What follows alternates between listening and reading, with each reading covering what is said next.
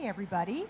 So we are going to get right into it with our friends from iSpot TV and NBCU.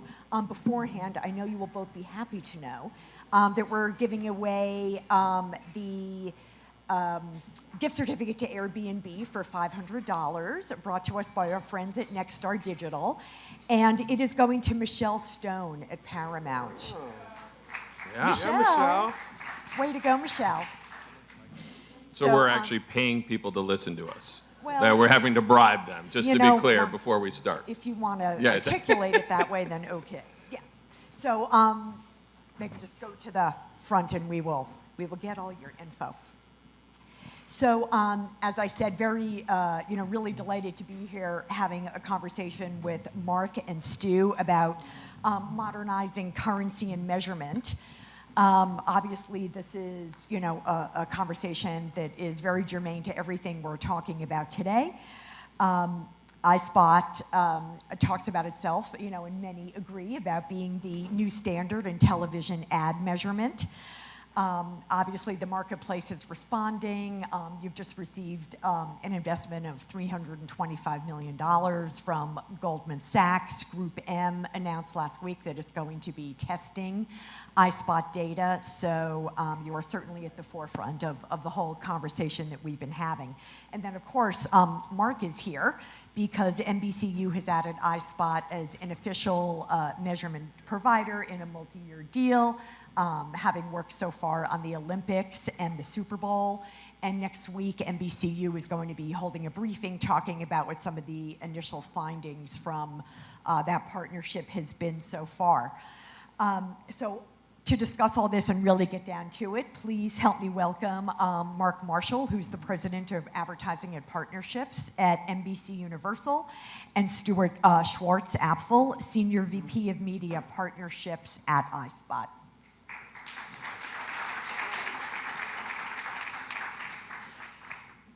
So, Mark, obviously, NBCU, as I said in the intro, has been making so many waves, when it comes to measurement and is openly talked about and really taken very much a leadership position in what it's going to be, what the next iteration of measurement, really needs to look like and should look like. Can you just kind of set the table for us and really clarify and articulate what the position is and why the network thought it was so important? Well, I think it kind of came to a head during COVID. So if you think about during COVID, a couple things happened. One was all of a sudden everyone's viewing habits changed dramatically, virtually overnight. And at the same time, we were having challenges with measurement and some of the panel issues that were happening at that moment. And at the same time, we have clients who are asking us for even more granular details. They also don't want linear and digital separate. They want it together as one. So all of it kind of came together. And so as we were, I'd like to say COVID was in the past, but as we were through the middle of COVID, we decided that we really needed to do something. We put out an RFI in the marketplace. 100 different companies, probably many in here, participated. And it wasn't an idea of we need to get rid of what was happening. We know measurement was already going to change. We have to get ahead of it, and how do we start down that path as soon as possible? Okay. Stu, so iSpot just celebrated 10 years in measurement, and it's been traditionally a platform for the brands and the buy side. So how much did that prepare you and the company for the role that you're playing today? Yeah, so in those 10 years, we amassed 400 brand customers that subscribe to different measurement services we offer, mostly from a software subscription standpoint.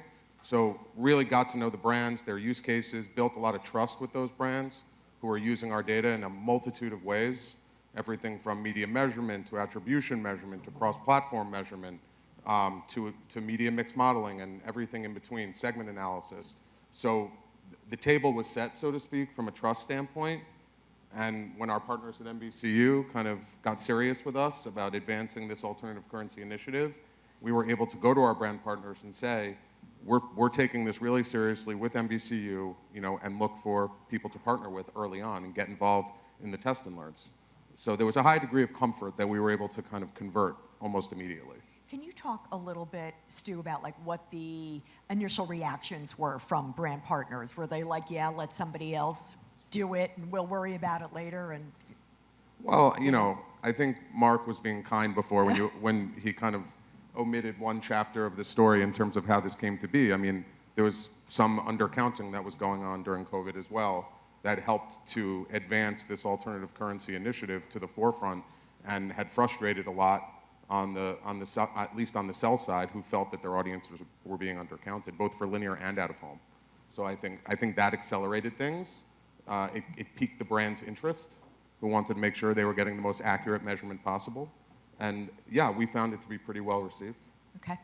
Can we talk really just a little bit in advance of the briefing next week about about the Super Bowl and the Olympics, just in terms of initial findings? What were some of the things that really kind of jumped out in terms of what what you learned that you think is going to be useful kind of moving forward?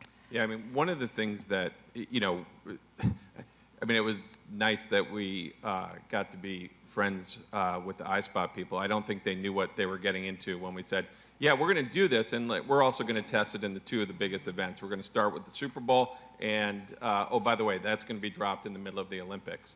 So not a lot of sleep happened on that side of it, but there were the learnings that came out of it. We used that for example. We wanted to see how the system could hold up under a mass event, which was the Super Bowl, where we had 150 million people watch the Super Bowl. And one of the learnings that came out of that was we had 15 million people actually stream the Super Bowl on Peacock. And of those 15 million, 70% of them are not in our traditional TV ecosystem. So it really is an incremental audience for marketers on that side of it. And then the Olympics. The Olympics, we always say, is a little bit of a future look of consumption of what happens. And so we, going back to Tokyo, the Summer Games, we produced 7,000 hours of programming. So it's basically almost 10 months of programming happens over 17 days. And so every consumer gets to choose their own experience of what they want their Olympics to be. And so we thought that would be a perfect test to be able to see how this came together. And iSpot, after the first couple of days when they were like, wait, you need this tonight? And I was like, it's funny. It's funny. Olympics and Super Bowl, the advertisers call often looking for how it did. So it actually turned out well on both sides on that. Can you, when you're talking about kind of different kinds of people and different kinds of platforms, can you talk a little bit more about like who were they? Were you like, oh, these are not NBCU people, traditionally on a linear network?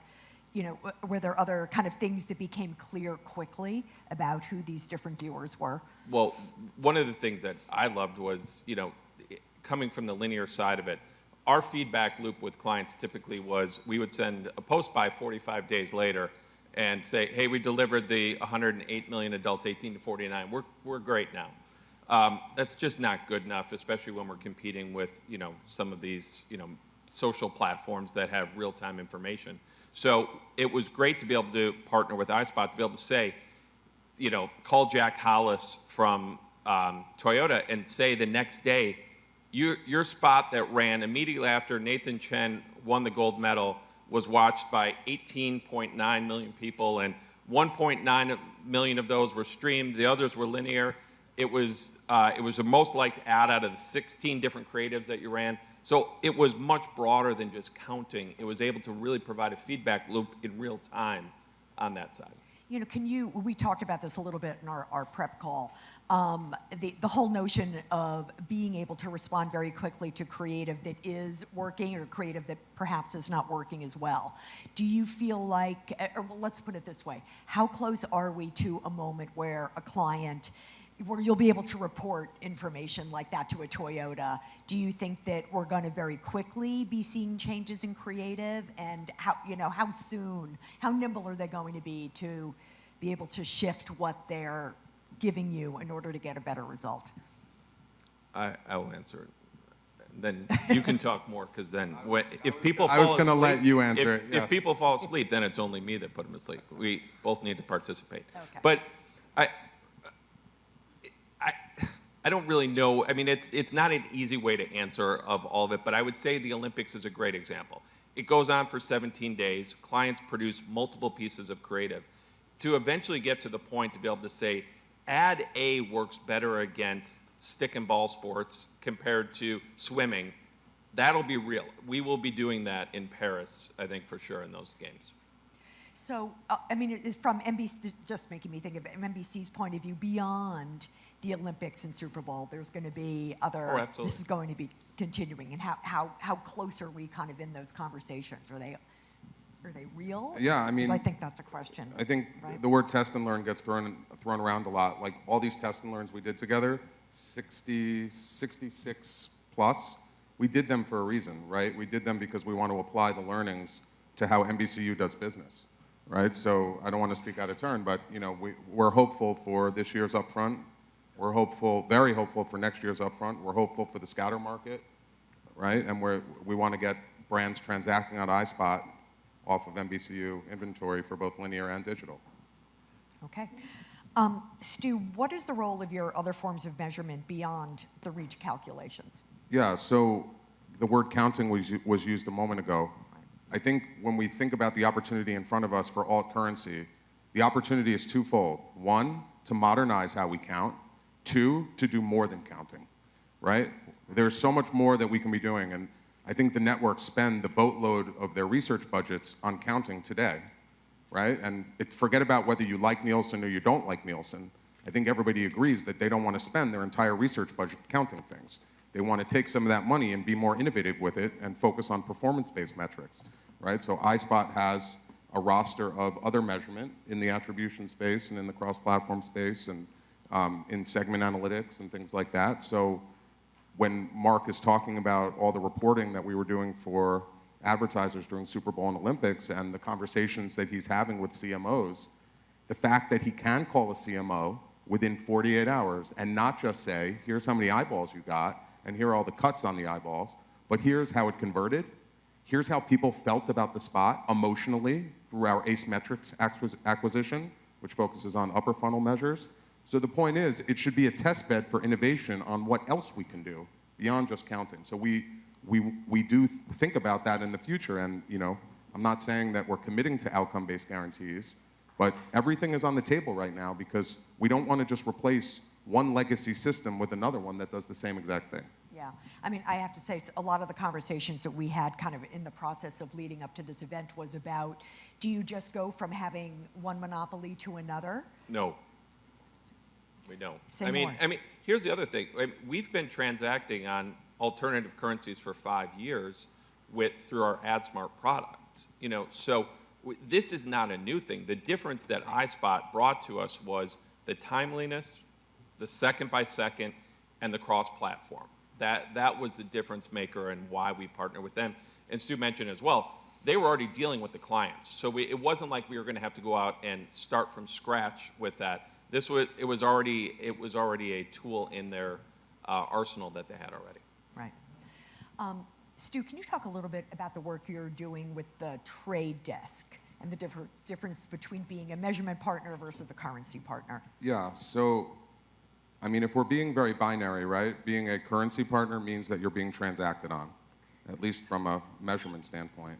But I think that is a pretty narrow aperture, and especially in today's climate, there are a lot of ways to think about what the word currency means. It doesn't have to physically mean that you're a line item on a contract that guarantees performance. Like, it could also mean that you've influenced how planning was done, right? Or countless other analytics that go into effectively not just doing a deal, but also servicing that deal. You talked about optimization, right? If we're optimizing a deal in flight, isn't that currency too? That's affecting how money is being spent. So I think there's a lot of ways to define currency. With that being said, the key difference between the deal that we did or the partnership that we did with the trade desk versus like an NBCU is the trade desk does not post off of iSpot. The trade desk offers iSpot analytics and measurement on a next day basis to every single advertiser who runs campaigns through their platform as added value. So if you do a campaign on trade desk, iSpot is going to power the measurement that you get by default. They are not transacting on us in a physical sense. Okay. Mark, At the upfront, NBCU said that iSpot was going to be the default currency for measuring cross-platform advertising. So you've kind of talked about it a little bit, but can you talk a little bit more about how that process is evolving and what's been surprising along the way? Yeah, I mean, it's in every one of our conversations with every agency that we're talking to out there. And again, we said it is a alternative. It's not the only one on that side, because we don't want to go right to another monopoly, because we don't believe that. But what we do believe is we have to provide clients with better information about their media, because as much as I enjoy our friends at Google and Facebook taking credit for all attribution, we'd like to get a little bit of credit along the way as well. Can you talk a little bit more about what you think clients are going to be asking, really for both of you, kind of in the next 6 months and then even further down the line, if you dare? What they're going to ask us, or yeah, like, what are we telling them, or what? No, what are they asking you for in terms of what they need and what they want? Well, I think in a perfect world, you want that unbelievable engagement you get from television and premium video, plus to be able to layer data and attribution against that. That's that's the holy grail on that side. And Stu, from where you sit. Yeah, I mean, I think from our standpoint, just based on the crunch that we're under right now to kind of grow up into being a currency grade measurement provider. We've been in business for a long time, but we've not been transacted on at scale yet, so it's kind of a new world for us. So I think for us, we're very focused on things like making sure that all of the brands who are exposed to us and all of the agencies who are exposed to us feel good about our change management, right? And that we are going to keep a stable flow of data and manage our roadmap properly and communicate effectively and proactively and all of the things that go with that, right? So we're also focused on making sure that clients are 100% clear on our methodology. So like, we're in very foundational mode right now because if I'm being honest, we don't want to fuck this up. I'll see you there. Yeah, how upfront do you feel the clients are being about understanding your methodology or not understanding pieces of it? Because we've heard a lot about, sometimes people are a little nervous to say, like, I actually don't know what you're talking about. So I think there's a couple of elements to what you said. So yes, even though we had this big head start because we have a lot of brand clients, we only have 30% of the market on the brand side. That's still obviously a lot, but there's 1,000 other brands that spend $10 million or more on linear that we're not working with yet, right? So for brands like that, we need to explain to them the methodology, to your point. I think people get tripped up on the fact that we are quote unquote ACR only, right? And get very nervous when we say that our panel is comprised of ACR only. Technically, that is true, but we are not ACR only. We also have set-top box data that we use to calibrate. It's just not a physical part of our panel. So we invest millions of dollars a year in set-top box data that we use to calibrate. That would be like a common example of something that comes up. People always want to talk about co-viewing. What's your co-viewing? Michelle, I'm looking at you. Just kidding. So those are some common areas that people want to talk about methodologically. Okay. Last words that you would like to leave this group with before we eat?